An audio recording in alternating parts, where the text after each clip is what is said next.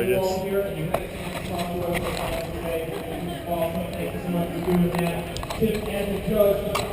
Oh God.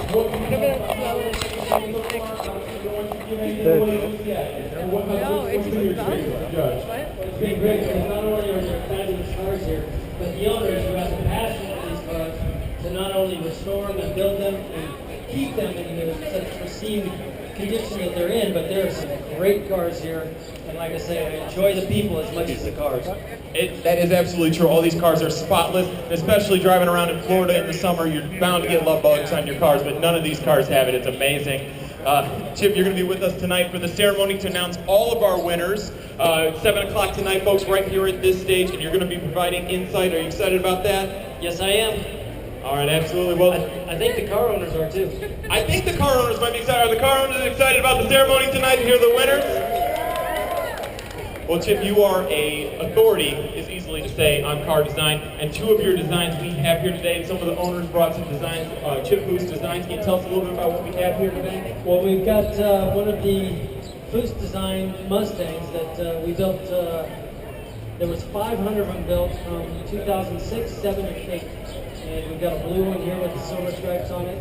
They were built by Techstar up in, actually Techstar is where I went. And Clay modeled the new front fascia, the rockers, the rear wing, the rear fascia, and some of the interior details. We designed and built all the pieces in Techstar.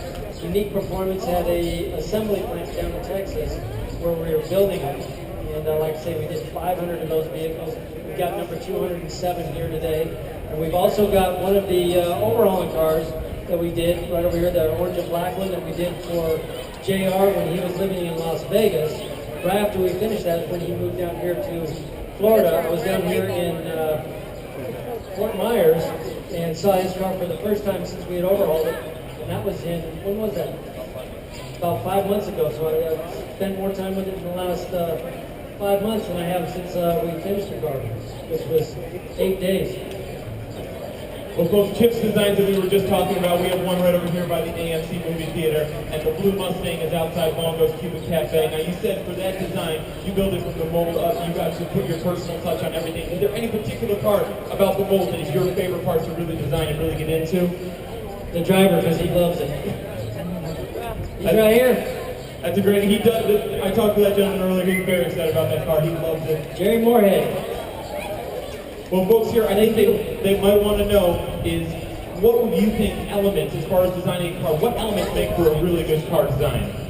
Well, number one is, I love building cars for people because I get to design for them. You know, it's you can run out of ideas if they're all for your own.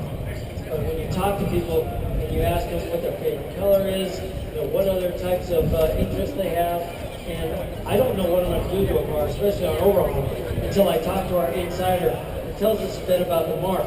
And of course, JR here was our mark on the orange and black Challenger over here. But I have no idea what I'm going to do to the car until I talk to them and figure out what their passion and their love is and what their desire for the car is. And when you're talking to somebody else about their ideas, you'll never run out of ideas. Great answer, and I think I can say off that is your philosophy on car design, at least when it comes to overhauling, is that you want it to really represent the driver. That's what it sounds like. I'm building somebody else's dream, not my own. Absolutely. That's what I think makes overhauling such a popular show. And you are starting to tape season 6 coming up on June 11th. Start a little bit. Well, we've actually started taping some of the insider stuff. We were taping last week. One of our insiders on build will be Jay Leno, and the guy that delivers 7-Up to his shop every week. And we've taken his 72 Lotus that we're going to redo for him. He doesn't know it because he actually sold the car. And one of the things that I'm trying to do on this next season is I want to buy cars from people that are selling them to help other people out. He sold the car because he's got 2 kids in college and he's trying to pay for their education. He owned this car for 30 years. He had blown the motor up 5 years ago, doesn't have the money to restore the motor, so he decided he was going to let it go.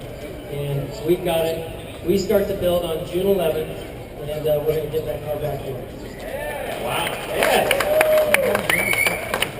So that's it. Season 6 is going to be a lot about giving back to people, giving a lot about bringing surprises and smiles to faces. We're also going to steal them. What I want to do on this season what I want to do in this season is every episode is a different scenario, not just taking them from the owners and surprising them in a week. The one thing I am changing is we're not going to build the cars in 8 days.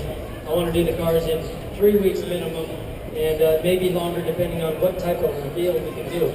Like a father who's selling his car to pay for a daughter's wedding, the wedding might not be for 2 months, 3 months. We don't have to finish the car until then. What I'd like to do is show up at the wedding. We can show some of the highlights and details from the wedding. We'll look like we're just the film crew for them. We can go to the reception, show a father-daughter dance, some of the fun highlights from that. And at the end, bride and groom can step out, get into the stretch limo. As the limo pulls away, Dad's dream car's revealed. Whose car is this? Have the limo stop, the daughter get out, run back to Dad with the keys. Thanks for my dream, Dad. Here's yours. You're on overall. I think it's fair to say that everybody here is pretty excited to see this new season of Overhauling. Anybody selling their car to pay for a daughter's wedding? He is now.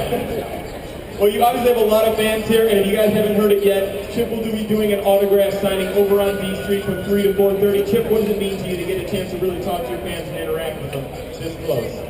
Well, the people is the reason that I love doing it. And one of the things that I did on Overhauling is when we did the first build, the producer tried to put me in the back room with all the other builders and have the owner come out and see the car. And I said, absolutely no way. I'm going to be out here and I want to see their reaction. That's my favorite part, is, like I said earlier, making somebody's dream come true. I want to be out there and see their reaction, see their facial expressions, and share that moment with them.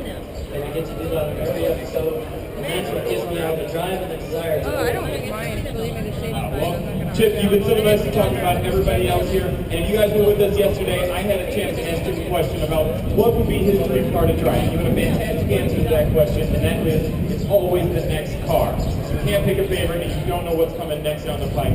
But I have to ask you this now. What was your first car, the make and model?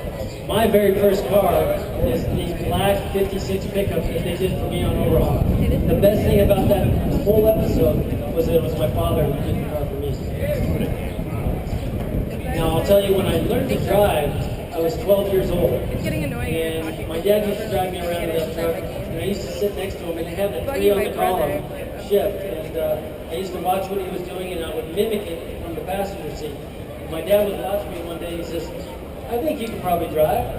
So I was 12 years old, and we had a 1975 Rolls Royce. It was brand new in the shop. And the guy had brought it in because it had a couple coatings on both sides, and we were repairing those. While it was in the shop, I was walking behind the car one day with a primer spray gun in my hand, and as I was walking right behind the Rolls Royce, I hadn't fixed the cup solid to the gun, and the cup fell. If you're familiar with what happens with a bucket of water or anything else when it hits the ground, it all splashes up. Well, this lacquer primer went all over the back of this Rolls Royce, which was painted lacquer, and etched the paint. I couldn't get it off quick enough. So we had to now repaint the back of the car. So we had painted both sides, we had painted the back, had a vinyl top, so there's no reason to paint the top. But now, we always had the cars backed in front of the office when people were picking up their cars. It was a Friday afternoon, my dad took me out. I drove all around the airport property where his shop was, and he said I did perfect. But he asked me to park next to the Rolls as we got back to the shop. And this is a stock 56 pickup with stock suspension, just heated springs to lower it, had really wide front tires on it, and it was hard to turn, especially when you were stopping. When I had my foot on the brake, and I'm trying to turn the wheels, and I'm using my body weight to try and pull on the steering wheel, and I'm leaning back as I'm trying to pull to the right. My foot slipped off the brake and I hit the throttle, and the truck just lit up the rear wheels and went right into the front of the Rolls and pushed the Rolls into a Porsche. So I now have this Rolls Royce trail hanging in the shop, and that's when you realize that everything can go bad really quick.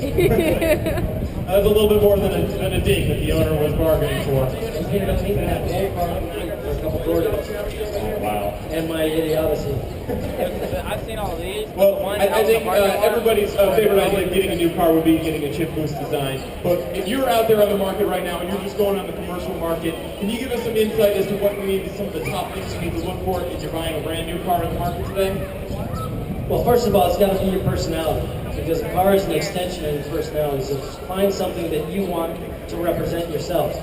And then when it comes to if you're going to modify it or personalize it, I like to say that there are no rules and there are no laws. You get to do whatever you want to build your own car. And that's the greatest thing about modifying cars.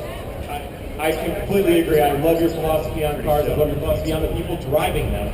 Ladies and gentlemen, Chip Foose will be back with us tonight at 7 o'clock. He's going to help us out with the ceremony and the procession of all the way in cars. He's going to be providing amazing Thanksgiving-like commentary on all the winners.